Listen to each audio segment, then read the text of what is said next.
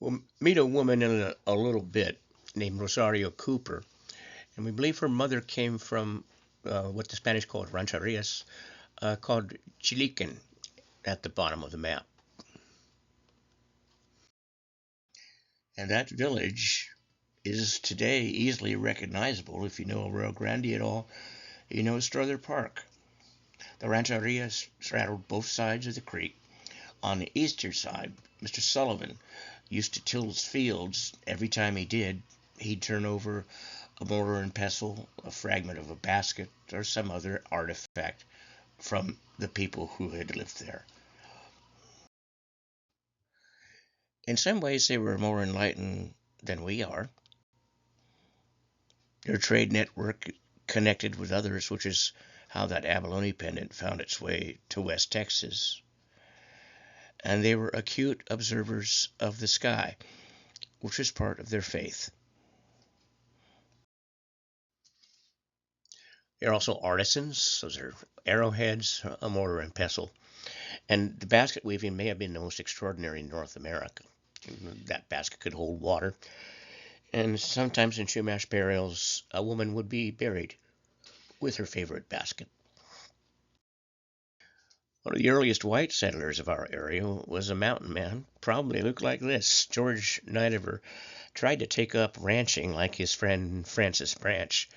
Nidever, though, came to the Wasna Valley, and he soon found out that there were other inhabitants. In fact, they led him to give up ranching altogether. Both the upper Rio Grande Valley and the Wasna Valley were literally infested with grizzly bears. Nidever would return to Santa Barbara, and he would become involved with the rescue of this woman, Juana Maria, who lived on San Nicolas Island. Her people had been wiped out by an expedition of Aleut and Russian fur hunters. She lived alone on San Nicolas for 18 years before Nidever found her and brought her home to Santa Barbara. Sadly, she did not live long, but a measure of what the Nidevers thought of this woman is that she's buried with them in Santa Barbara.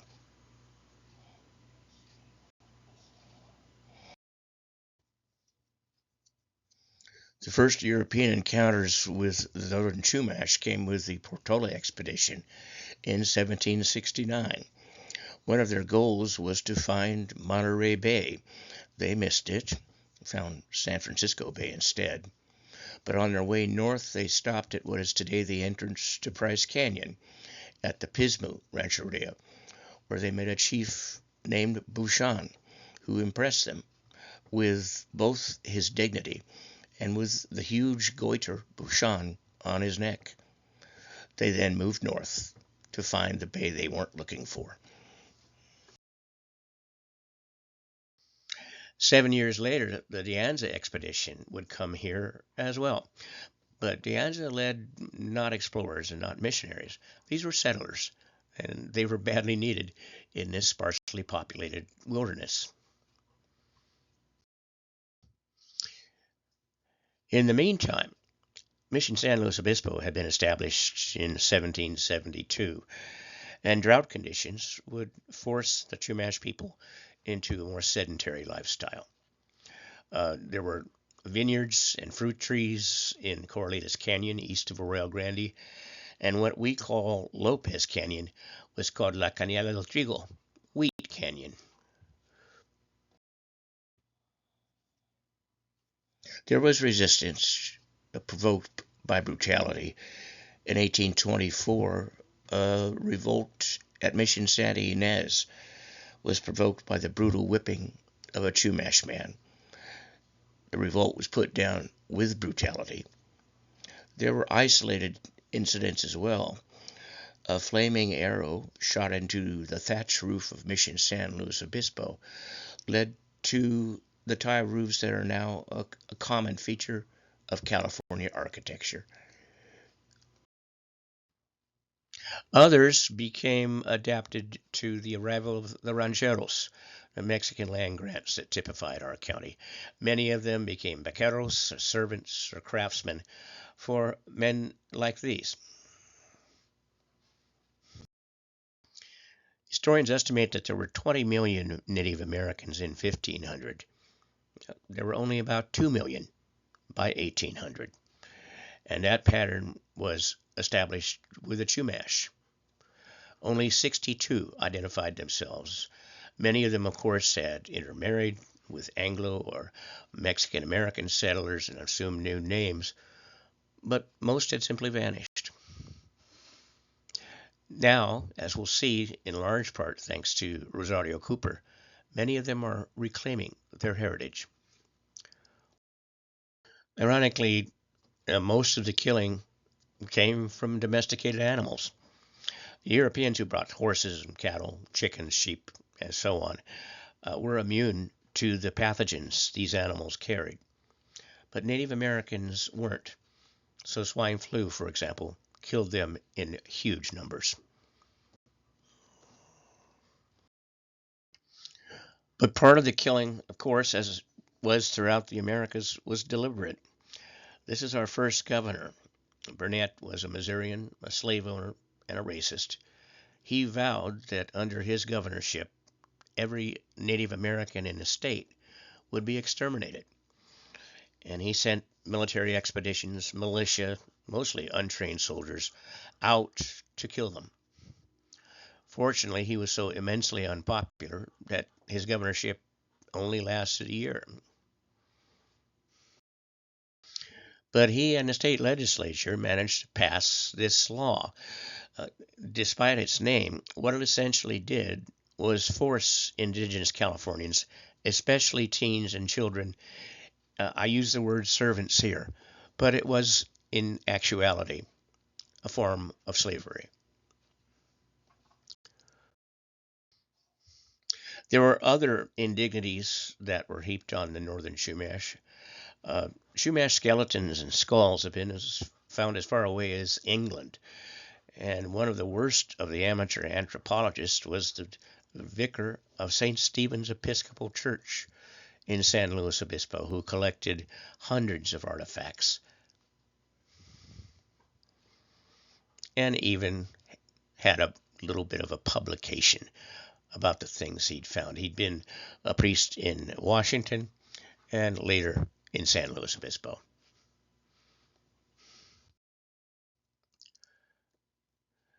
Chumash burials were evocative, emotional, and then as more and more people came to the area, they began to be unearthed. This one on Pismu Heights. The guy who found this grave sold the remains to a collector. This grave was discovered below what is today Paulding's playing field near the bus barn, Lucia Mar. Thankfully, more care was taken. This is an excavation at the time of the construction of the Diablo Canyon plant.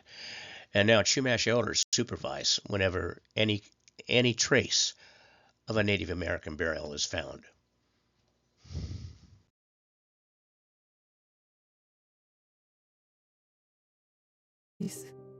Recently, Beatrice visited with her family and spent time with Amanda Wixon, assistant curator and PhD student with a research emphasis in Indian boarding schools. When she came in, she brought her family and she stayed for about 3 or 4 hours. Some of her family were very unfamiliar with the boarding school system, so I started with a very basic overview of Indian policy at that time and why the boarding schools came about, and then talked about the time when Bee was here. She looked at some of the old pictures and she had very positive things to say. She looked at the buildings. We talked a lot about the buildings and how they looked and some of the jobs she had here. She has such a wonderful attitude anyways on life in general. I think she took some of the more negative aspects and saw some of the other aspects that we could pull from it, a little more positive. For students, most of the time at Sherman was spent working and learning trades. Classroom learning only took place for about 2 hours per day.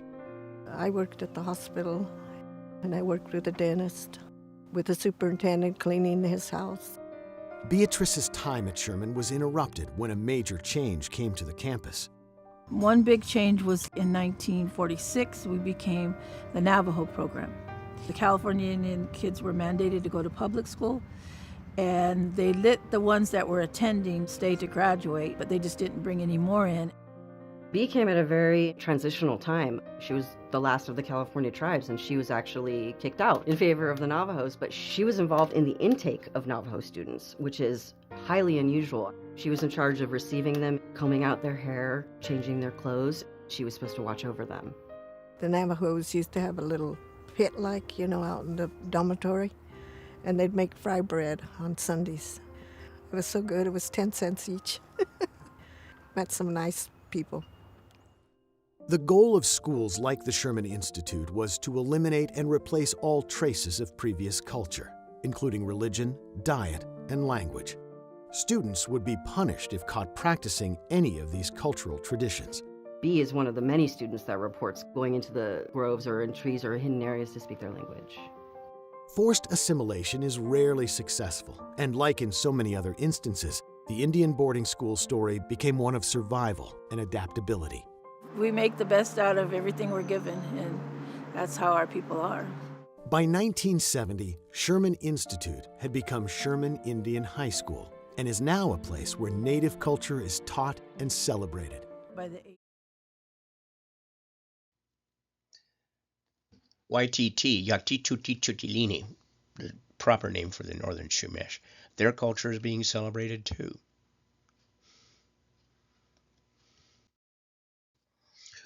One of the reasons that Chumash culture is currently being revived is the woman on the right, Rosario Cooper of Lopez Canyon. She's the last speaker of Obespeño, her dialect of the Chumash language. So that's her house, her son in the chair, her husband on the upper step, and anthropologist J.P. Harrington, who came to interview Rosario and to record her language, is on the lower step. Here's a sample of his field notes.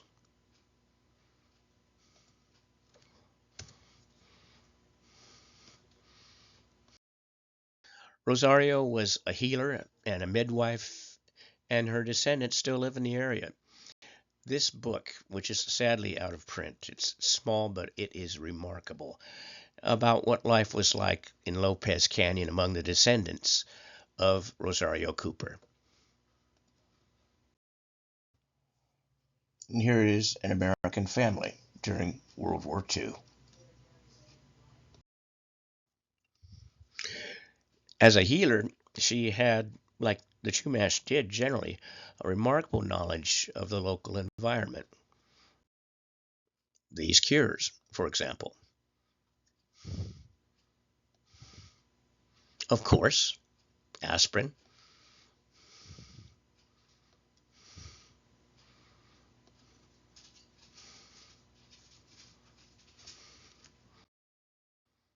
Fortunately, Harrington not only interviewed her, he recorded her on wax cylinders played on that Edison machine.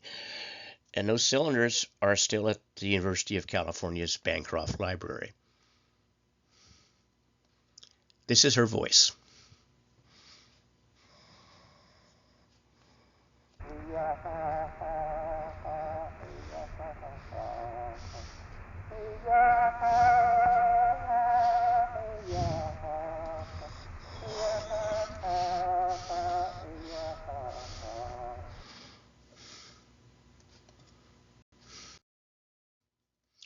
And Cal Poly is honoring the language of the YTT people in this dorm complex. Yak itutio, Tzutkawayu, place of the horses, Cambria. Eloeche, named for swordfish, Paso Robles. Chilkukunich, place of the rabbits, Carrizo Plain. Tilhini, place of the full moon, cultural capital of San Luis Obispo. Tzutkawa, place of the dogs, Morro Bay. Nipumu, place of the big house, Nipomo. Tzutplatu, place of the whales, Avila. And I had the great good luck to teach these two young women.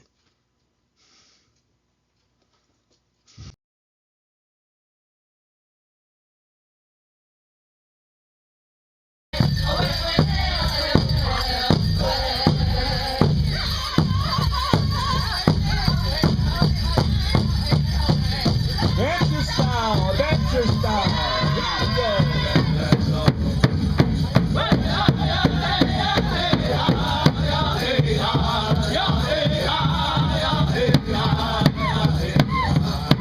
we go.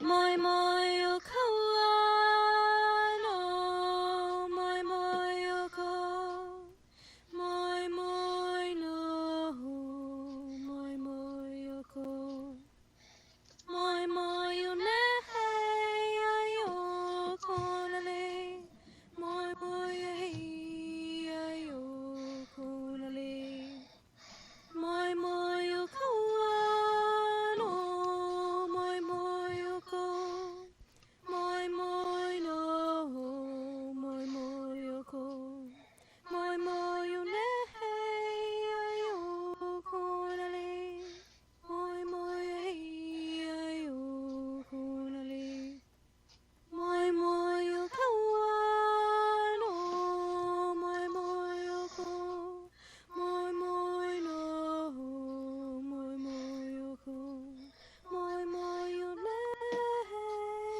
ai o konale, moi moi o hei ai o konale, ahoy no son.